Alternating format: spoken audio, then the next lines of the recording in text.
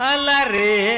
रे धोंडू दूध वाला रे, पावशर दुधात पावशर पाणी, येता धोंडू दूध घेऊन ग्राहक घेई तोंड वळून, सगळी म्हणते त्याला रे आला पाणी वाला रे, धोंडूचे आता डोके चालले, केशर दूध हो घरपोच दिले, आला